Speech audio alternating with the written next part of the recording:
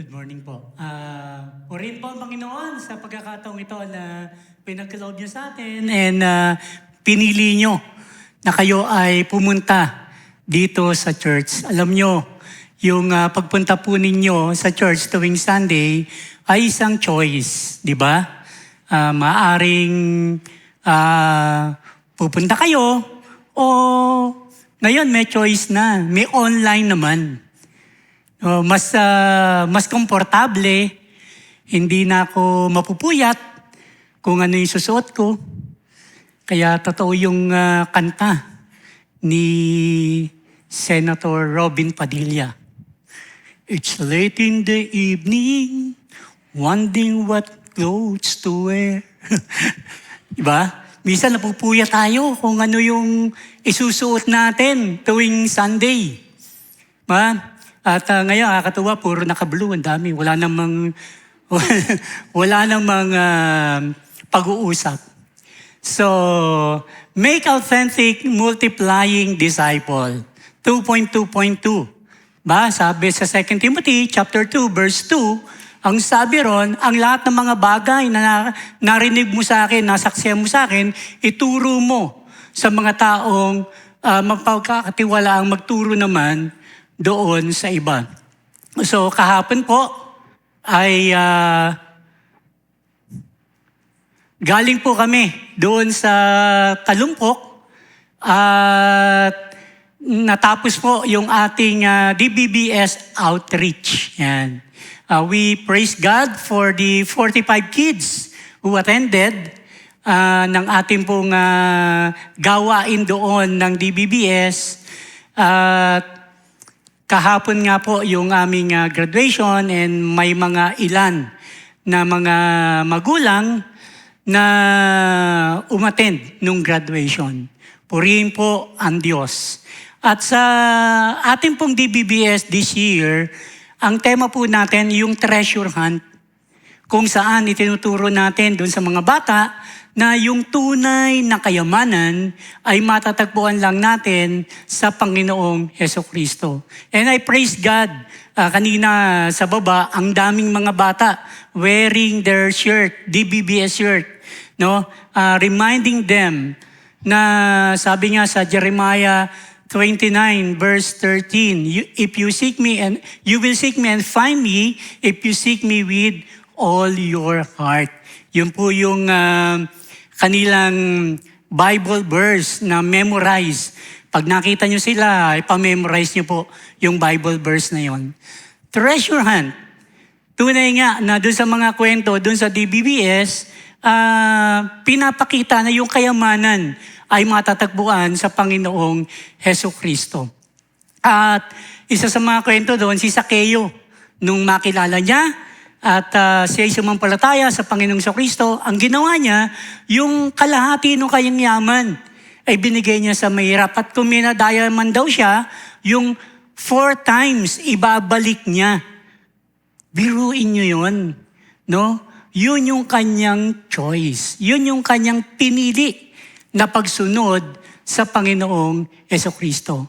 Kagaya ng treasure hunter, di ba? Merong choice. Kinakailangan, meron siyang mapa. At yung mapa, magtitiwala siya kung ano yung sinasabi ng mapa, kung saang daan na pupuntahan niya. Even that road is narrow. Dito sa makikita po nating picture, yung mga marami, mas pinipili yung mga mabibilis o mas magaan na daan. At yung isang tunay na treasure hunter, talagang meron siyang isa na tinatahak na daan. Kahit mahirap, kanya itong pinipili. So ganun din po tayo. Today, we will tackle choosing the narrow way. Choosing the narrow way. And we will tackling on Luke chapter, the whole chapter of Luke chapter 13. kahapon, after ng aming graduation dun sa DBBS, no, nabuslot po yung sasakyan. Pag-atras ko, nahulog yung isang gulong. Kaya kinakailangan ko pa na manghingi ng tulong para may angat. Bakit? Kasi medyo maliit yung daan, mahirap magmaniobra. Kung yun ay malaki yung daan, hindi ka nag-isip, no? Very easy. Diba? Na ikaw ay magmaniobra. Alam niyo man, sa Talumpok, medyo maliit lamang yung daanan doon. At kinakailangan mag-adjust ka, kinakailangan mag-ingat ka doon sa iyong daraanan. Medyo mahirap. Siguro, struggle din dito yung mga nasa parking. Naka-experience na po kayo. Kung kayo po ay nasa dulo dyan at lalabas kayo, ang dami niyong dadaanan na maliliit na space. Kinakailangan na mag-ingat. So, ganoon din po sa ating pagsunod sa Panginoong Hesukristo. Sabi nga rito na,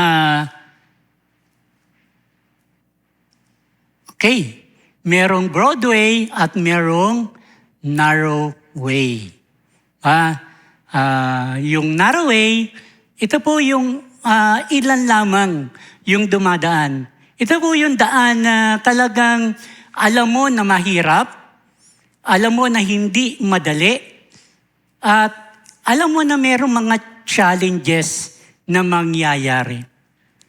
Nung tinanggap po natin ang Panginoong Jesucristo bilang sariling tagapagligtas, nasa ating pong choice if we want to follow Him or just a plain believer. Diba? Lagi nating sinasabi rito na kinakailangan maging disipulo tayo, maging tunay na follower tayo ng Panginoong Jesus. At kung ikaw ay pipiliin mo na ikaw ay maging tagasunod ng Panginoong Jesucristo, ito ay hindi madaling bagay. Merong mga challenges. Christian life is not just, you are just singing hallelujah. Sana ganun na lang. Diba? Na laging nasa fellowship ka, laging may kasiyahan. Sana ganun yung Christian life. Pero hindi. Tayo ay iniwan ng Panginoong Jesucristo dito sa lupa. Hinayaan niya tayo naririto hanggang ngayon. At meron tayong mission. Our mission is to follow Him, is to follow His command. And following the Lord, mahirap na bagay. Hindi po madali. Pero, it is rewarding. Yun naman ang maganda. Diba?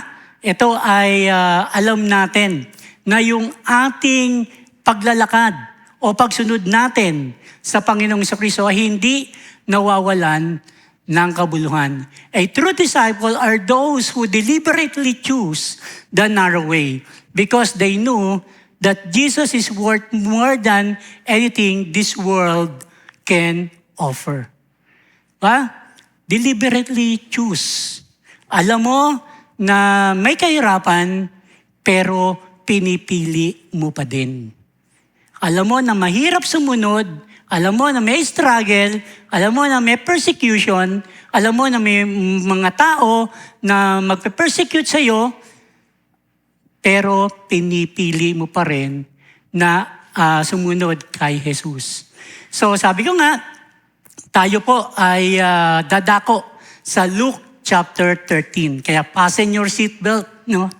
At yung mga kwento dito po sa Luke chapter 13 ay ating pong tatalakayin. At ano nga ba yung mga traits o characteristic o marks of a true disciple who choose the narrow way? Ano ba yung mga katangian na binabanggit dito sa Lucas chapter 13? Okay, basahin po natin dito. Now on that very occasion, there were some present who reported to him about the Galileans whose blood Pilate had mixed with their sacrifices. And Jesus responded and said to them, Do you think that these Galileans were worse sinners than all the other Galileans just because they have suffered this fate? No, I tell you, but unless you repent, you will all likewise perish. Or do you think that those 18 on whom the tower in Siloam fell and killed them were worse offenders than all the other people who lived in Jerusalem?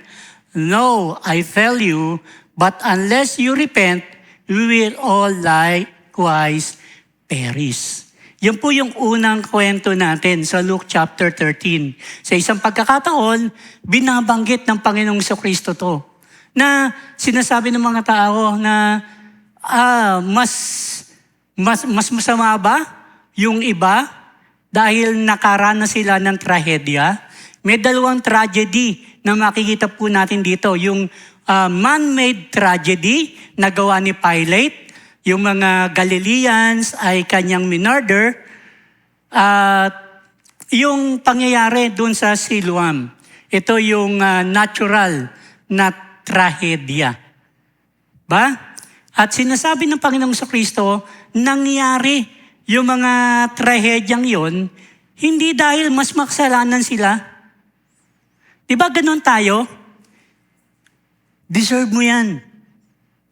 Karma mo yan. No, bilang mga Kristiyano, hindi dapat tayo naniniwala sa karma. Karma is a Hindu belief. Ba? Pag gumawa ka ng mabuti, merong balik sa yung mabuti. Pag gumawa ka ng masama, masama yung balik sa iyo. Diba? Yung universe, pag naniniwala tayo sa karma, yung universe ang bahalang maging ganti sa iyo. Pero sabi sa Biblia, you reap what you sow. Ba? Hinahayaan natin ang Diyos ang mag-decide kung ano yung faith natin. Ba? Kaya bilang mga Kristiyano,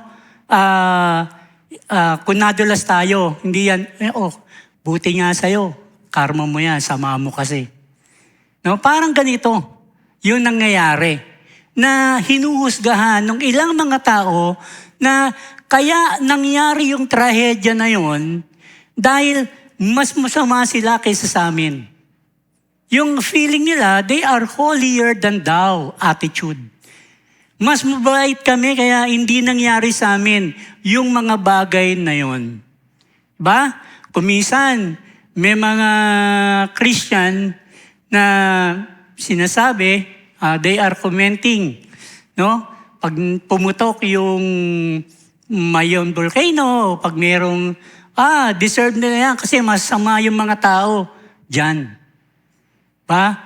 Naalala ko, nung pumutok yung Pinatubo, maraming mga mananampalataya, deserve nila kasi mga gumagawa sila ng mga rebulto. Hindi po dapat ganun. Ang Diyos lamang yung pwedeng manghusga sa atin. Hindi natin pwede na sabihin, kaya nangyari yung masamang bagay sa kanila kasi masama sila. Ang trahedya po ay dumarating, masama ka man o mabuti. Ba? Every tragedy reminds us that life is short and eternity is certain. Makikita po natin yung buhay na nangyari, yung trahedya, ito ay bigla-bigla, hindi mo inaasahan. Diba? Kagaya nangyari sa Senate. Hindi nila inaasahan. May trahedya na nangyari. So, ganun din yung buhay natin, hindi natin hawak. At sinasabi ng Panginoong Jesucristo, kinakailangan na ikaw ay magsisi sa iyong kasalanan. So unang trait ng tunay na disipulo, a true disciple repents genuinely. Alam ng tunay na tagasunod ng Panginoong Kristo yung tunay na pagsisisi sa kanilang kasalanan. At dito nagsisimula yung pagsunod natin kay Jesus. Kung tayo ay tunay na nagrepent, kung tunay tayong nagsisi sa ating kasalanan. Repentance means hindi lang ito yung you feel sorry that you are a sinner, but turning from sin and turning to God and submitting to Christ. Kaya kumisan, umaattend ka ng church, pero wala ka pa ring pagbabago, dapat questionin mo yung sarili mo. Tunay nga ba na nandito ako sa GCF? Tunay nga ba na, yes, you are a member, pero bakit walang nangyayari sa aking buhay? Baka hindi ka pa dumadating sa punto na yung buhay na ikaw ay tunay na nagsisi sa iyong kasalanan at sumampalataya ka kay Jesus bilang sarili mong tagapagligtas. Hindi maaari na sinasabi mo na ikay mananampalataya pero nagpapatuloy ka sa iyong kasalanan. Ang tunay na nagsisi sa kasalanan, nilalayuan yung kasalanan. Alam niya yung repentance. At dito, yung tunay na repentance, sinasabi ng Panginoong Jesus na hindi yung paniniwala mo sa sarili mo na ikaw ay maliligtas dahil sa ginagawa mo. Most of the audience of the Lord Jesus Christ here is the religious leader. And they believe that doing some ceremonial thing, doing something, ito yung makakapagligtas sa kanila. Ang sinasabi ng Panginoong Kristo, kahit hindi nyo naranasan yung trahedya, kayo pa rin ay makasalanan at kinakailangan sumagsisi kayo sa inyong mga kasalanan. Baguhin ang inyong pag-iisip na hindi ang iyong sariling ginagawa ang makakapagligtas sa iyo, tanging ang Panginoong Jesucristo lamang. A true disciple repents genuinely. Sana dumating na sa puso natin yon. Itong unang bagay ay nagawa na natin, na tayo ay tunay na nagsisi na sa ating kasalanan. Tunay na sumampalataya na tayo kay Jesucristo bilang sariling tagapagligtas. Pangalawa, verse 6, ang sabi rito, and he began telling this parable. A man had a fig tree which had been planted in his vineyard, and he came looking for a fruit on it and did not find any. And he said to the vineyard keeper, look, for 3 years I have come looking for fruit on this fig tree without finding any. Cut it down. Why does it even use up the ground? But he answered and said to him, Sir, leave it alone for this year too until I dig around it and put in fertilizer. And if it bears fruit next year, fine. But if not, cut it down. So yung pangalawang traits, a genuine relationship with God produces spiritual fruits. Nag-i-expect ang Diyos sa atin. Kagaya ng pag-expect niya na may bunga yung fig tree, ganon din tayo. Nag-expect ang Diyos na tayo ay mamunga. Anong bunga ina-expect ng Diyos sa atin? Ang bunga ng banal na espiritu.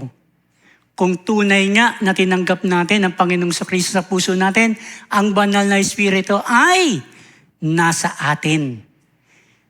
Hindi na siya alis. Hindi na siya mawawala. Diba? So, kung hindi siya nawawala, siya ay nakikita doon sa buhay natin. Tayo ay namumunga. Yung karakteristik ng Panginoong Jesucristo ay nagiging obvious doon sa atin. Sabi nga, a true disciple bears fruit. Yun yung ini-expect, yun ang inaasahan ni Jesus sa bawat isa sa atin. Kung tinitignan natin yung sarili natin na tayo ay disipulo ng Panginoong Hesukristo. It shows the evidence of spiritual growth. Kung ikaw matagal ng Kristiyano, hanggang ngayon hindi mo pa rin nababasa ang ilang pahina dun sa Bible, tanungin mo yung sarili mo. Kung ikaw ay isang Kristiyano, tinatamad ka pa rin mag-pray, nakikita ba yung ating bunga? Kung ikaw ay isang Kristiyano, ay patuloy ka pa rin nagko-compromise doon sa mga hindi mananampalataya, tanungin mo rin yung iyong sarili. Kasi ang nais ng Panginoong Jesucristo sa atin, mamuhay tayo ng mayroong pagbabago doon sa buhay natin. We should bear fruit. Our life as a Christian should be obvious. Yung halata na pag ikaw ay hinatulan sa pagiging Kristiyano mo, guilty ka. Diba? Pag hinatulan ka, guilty ka. Hindi ka magkakaroon ng ibang ebidensya na hindi ka guilty bilang isang Kristiyano. Dapat obvious. No? So, isang bagay na makikita po natin doon na ang tunay na pagbabago sa buhay natin. Ano nga ba? Ano ba yung mga binago na ng Diyos sa aking buhay? Magandang itanong natin sa sarili natin yon. Di ba? Yes, tayo ay binabago araw-araw. Isa sa mga favorite Christian song ko, yung Mirror of Your Heart ni Chris Christian. Ang sabi ron, yung isang linya ron ay the image of your heart. yung linya ron na mag-reflect yung prayer niya lagi ay magre-reflect yung character ng Panginoong Jesucristo sa buhay niya. A mirror of your heart. Kumbaga, obvious, nakikita, may bunga ang iyong pagiging mananampalataya. Sana ganun po tayo. Yung pangalawang marks o trait o characteristic ng tunay na you are choosing a narrow way, merong bunga ang iyong pananampalataya. Diba? Pangatlo, yan. Verse 10 na tayo. No, hanggang 35 verses to. Kaya binibilasan ko na lang. So sabi ron, now Jesus was teaching in one of the synagogues on the Sabbath, and there was a woman who for 18 years had a sickness caused by a spirit, and she was bent over double and could not straighten up at all. When Jesus saw her, he called her over and said to her, "Woman, you are freed from your sickness." And he laid his hands on her, and immediately she stood up straight again and began glorifying God.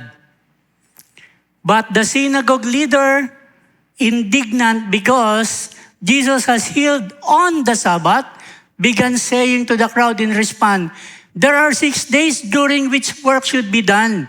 So come during them and get healed, and not on the Sabbath day." But the Lord answered him and said, "You hypocrites, does each of you on the Sabbath not untie his ox or donkey from the stall and lead it away to water it? And this woman, a daughter of Abraham as she is, whom Satan has bound for 18 long years, should she not have been released from this restraint on the Sabbath day?" Ba? And he said this, All his opponents were being humiliated, and the entire crowd was rejoicing over all the glorious things being done by him. So ito yung isang story kung saan nagpagaling ang Panginoong Kristo, pero nagpagaling siya during Sabbath day. Isang custom nila na walang kikilos, walang gagawa tuwing Sabbath day. At sinabi dito ng Panginoong Kristo, yung pagtatalo nila ng mga religious leaders. No? The religious leaders don't see yung glorious thing happened. Pero ang mas nakikita po nila ay yung mga legalism. Mas nakikita po nila yung kamalian sa paningin nila na mali ang magpagaling during the Sabbath. So, legalism misses the heart of God. Meron tayong mga rules and regulations. Here in the church, meron tayong rules and regulation. Tama? Hindi ka basta-basta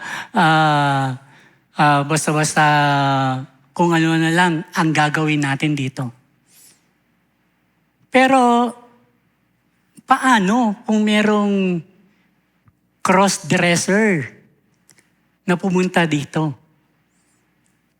Papauwiin ba natin siya? Pagpapalitin ba natin siya ng kanyang damit?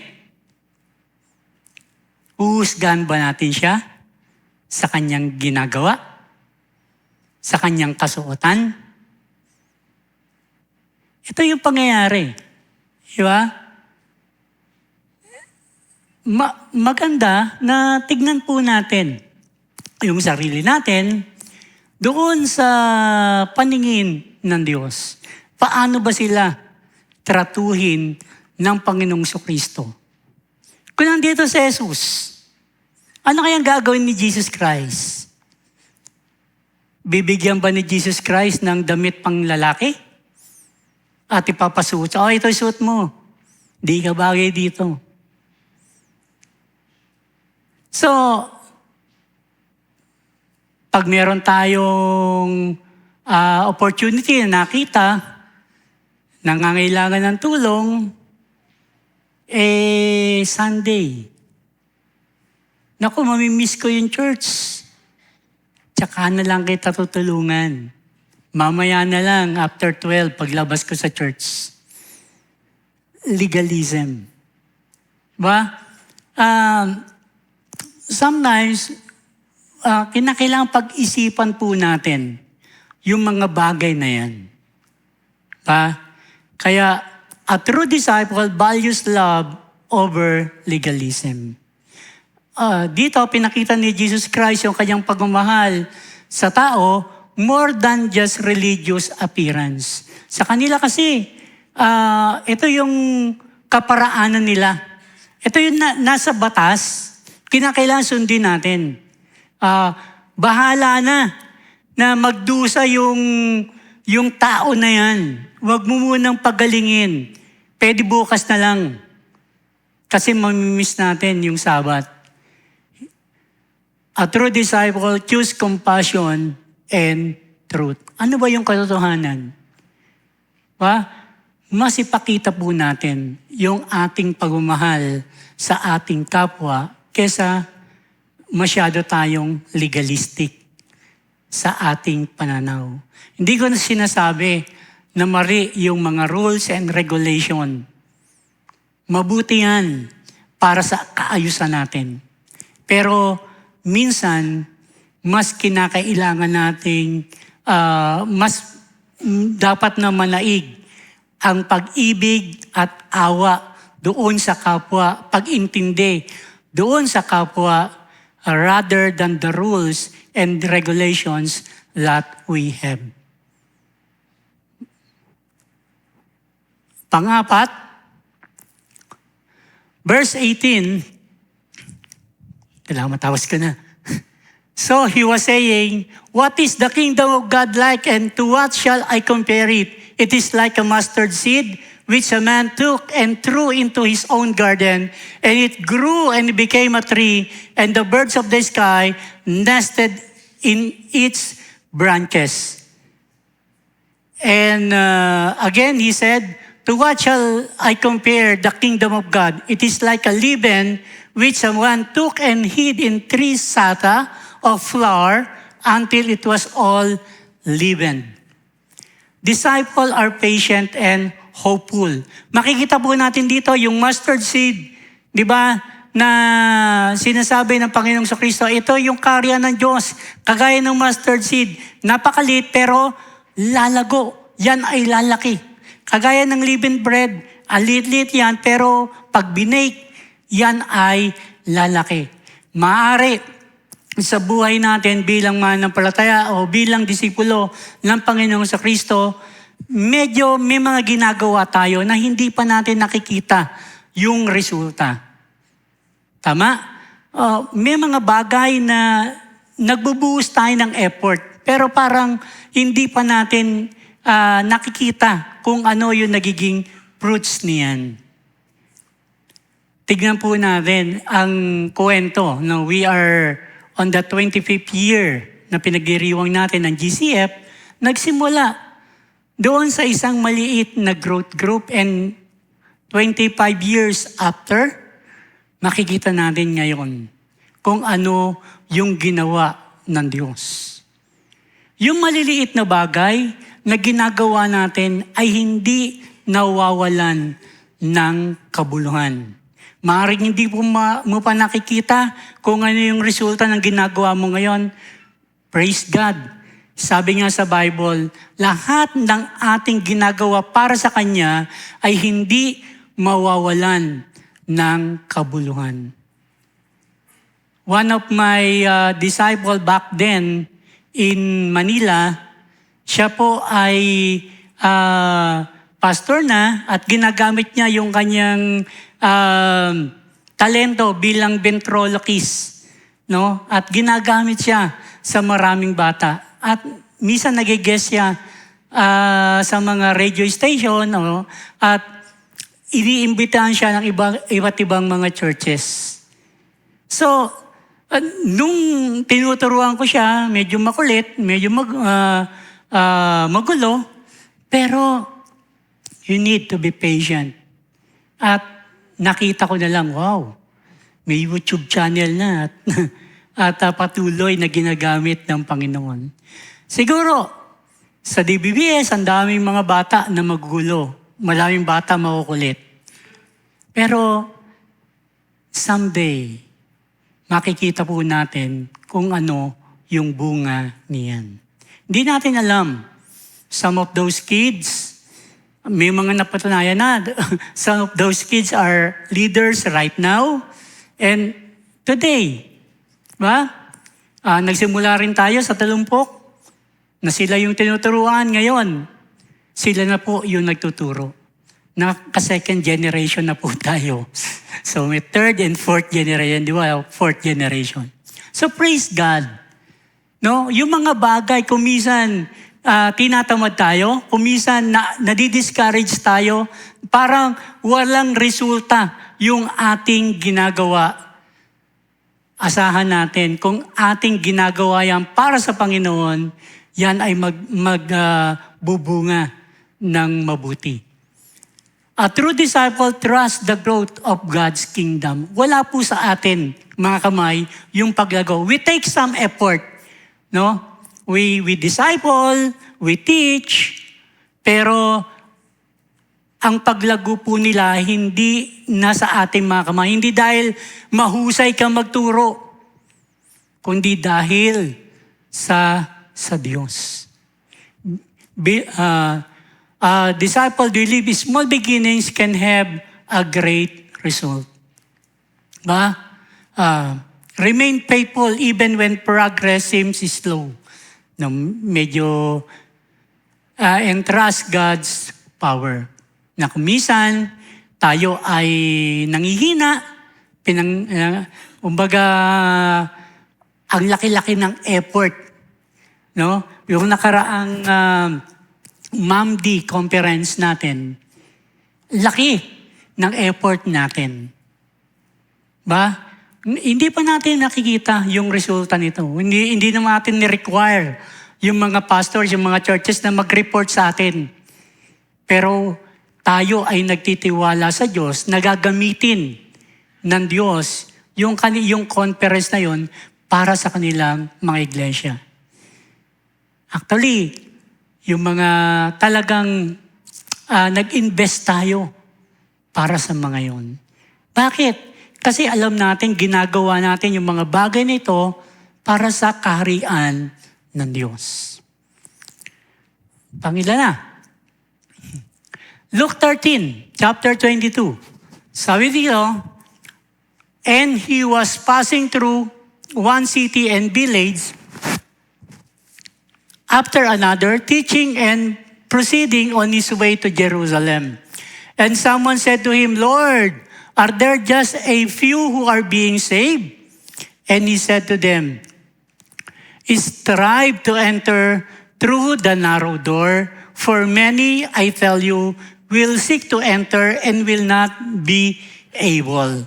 Once the head of the house gets up and shuts the door, and you begin standing outside and knocking on the door, saying, Lord, open up to us, and he then will answer and say to you, I do not know where you are from. And then you will begin saying, we ate and drank in your presence and you taught in our streets. And yet he will say, I do not know where you are from. Leave me, all you evildoers. And they will come from east and west and from north and south, and will recline at the table in the kingdom of God. And behold, some are last who will be first, and some are first who will be last. Strive to enter doon sa narrow door. Dito, may question yung mga Israelite. Sinasabi, konti lang yung maliligtas. No? Yun yung kanilang pananaw. Ilan lang yung maliligtas. Pero ang tinuturo ng Panginoong Kristo dito ay kinakailangan nilang mag-strive to enter into a narrow door. Pag sinabing strive, ito yung pinipilit mo. Meron kang effort na ginagawa. Una, yung kaligtasan po natin ay hindi sa magitan ng ating effort. Dapat maging maliwanag po sa atin yon. Ang kaligtasan po natin ay dahil lamang sa biyaya ng Panginoong Jesucristo. Ngunit ang sinasabi rito ng Panginoong Jesucristo sa kanyang tagapakinig, dapat makita nyo yung tunay na daan. Kasi marami, yung kanilang kaparaanan ay sa magitan nitong mga religious activities o ibang mga bagay. Kaya nawa makita nyo yung tunay na daan. Following Jesus requires intentional commitment. Madami, sabi ni Jesus, marami yung dumadaan, marami sa mga easy way. No, parang pag tinapos ko na yung religious activities, okay na. May 1 point na ako kay God. Pero hindi po ganon. Following Jesus requires intentional commitment. At yung pagpasok sa door, kung makikita natin, hindi naman kayo sabay-sabay, isa-isa, mahirap. It is an individual commitment. Yes, we are so happy kung sama-sama po tayo, na tayo po ay naglilingkod sa Panginoon ng sama-sama. Pero, ang tanong, kung tayo ay nag-iisa na, no? Meron ba tayong commitment kay God? in our private time? Do we really committed ourselves to Him? Diba? Doon sa mga private moment mo, yung commitment mo ba nakikita o yung nakikita rito, pagsama-sama, yung commitment mo. Pero privately, meron kang intention for your growth. Hindi yung busy ka doon sa activities kasi masaya. Masaya maglingkod kay God, di ba? Tama? Kasi, lalong-lalo na dito sa GCF, pag nag-volunteer ka, hindi ka magugutom. May paalmusal, may patanghalian. Pag inabot kayo ng gabi, order pa rin talaga. No? Bukod pa sa mga taong nagbibigay. Asap kang volunteer dito. Pero paano? Yung private life natin, are we striving to enter into a narrow door? Mahirap mag-commit kay God. Kasi merong struggle. Siguro meron tayo mga private struggle in our own lives. Meron mga challenges. May mga persecution na mararanasan natin. May mga discouragement. May mga prayer na hindi agad natutupad. May mga wish tayo. Pinagpe-pray natin, o pumasa, bumagsak ka. Diba? Pero are you really striving to commit yourself in following the Lord Jesus Christ? Following Jesus requires intentional commitment. Kaya a true disciple strives to enter the narrow door. Does not follow the crowd. They pursue Christ seriously. Nga?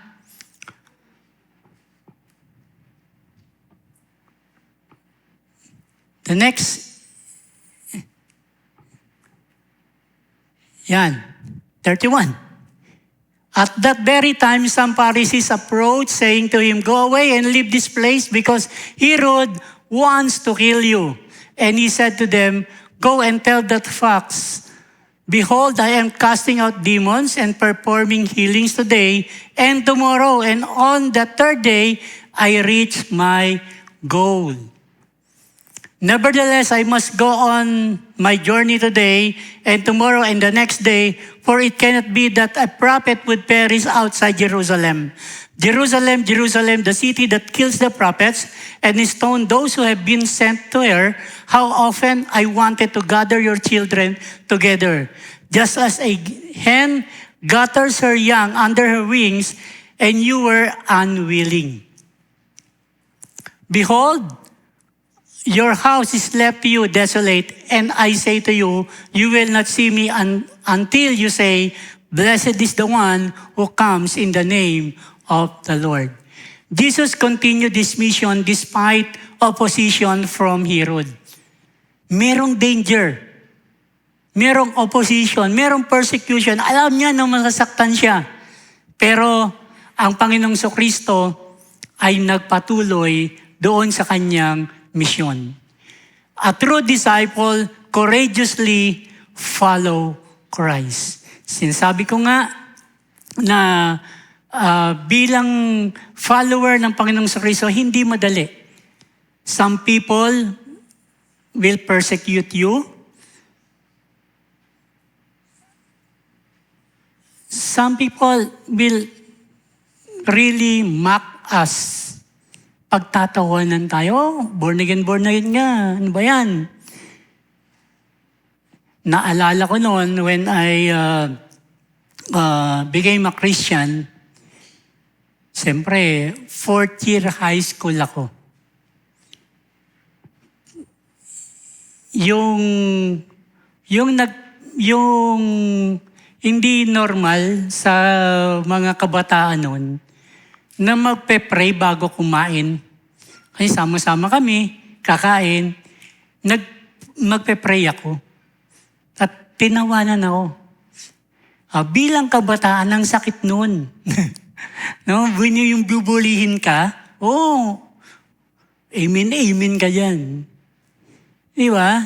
So, following Christ, courageous, meron tayong courage. Sabi ka, hindi lahat ng bagay masaya yung buhay Kristiyano. Minsan nga, mga magulang mo yung magpe-persecute sa'yo. Mga magulang mo yung magbabawal sa'yo. Diba? Maraming case sa amin dyan sa Talumpok. Nabawasan kami kasi most of the parents, pinagbabawalan nila yung kanilang mga anak na umaten dun sa mga pagtuturo. So, ganon. Hindi lahat ng tao magiging masaya kung tayo ay sumusunod sa Panginoong Hesus. Pero bilang kanyang tagasunod, anuman yung persecution, anuman yung hirap, kagaya ng Panginoong Hesus, may danger. Pero nagpatuloy pa rin siya sa kanyang mission. Make authentic multiplying disciple. Ito yung goal natin. Hindi madali, merong kahirapan, merong mga challenges. Pero bilang tunay na tagasunod niya, nawa ay magpatuloy tayo. Ito yung mga traits of a true disciple who chooses the narrow way. He repents genuinely, he bears fruit, he values love over legalism, he trusts the growth of God's kingdom, he strives to enter the narrow door, and courageously follows Christ. Nawa yung mga karakteristik na yan ay makita sa buhay natin. Pwede naman tayong yung easy way na lang. Attend tayo ng church every Sunday, tapos okay na. Napakita natin na tayo ay Kristiyano. Pero yung buhay Kristiyano, araw-araw yan. Hindi lang every Sunday. We should choose the narrow way. Bagamat mahirap, pero ito ay rewarding at ito yung ninanais ng Diyos sa bawat isa sa atin. Tayo po ay manalangin. Heavenly Father, we are so thankful sa umagang ito na pinagkaloob mo sa amin. Salamat o Diyos sa iyong salita na iyong pinagkaloob. Nawa, Panginoon, patuloy na bigyan mo kami ng courage, bigyan mo kami ng kalakasan, Panginoon, upang, Panginoon, kami ay patuloy na susunod sa iyo. Bagamat mahirap, merong mga challenges, ikaw, Panginoon, magiging inspiration namin para kami magpatuloy sa paglilingkod at sa pagsunod sa iyo. Purihin ka, O Diyos, ito po ang aming samudalangin sa pangalan ni Jesus. Amen and amen.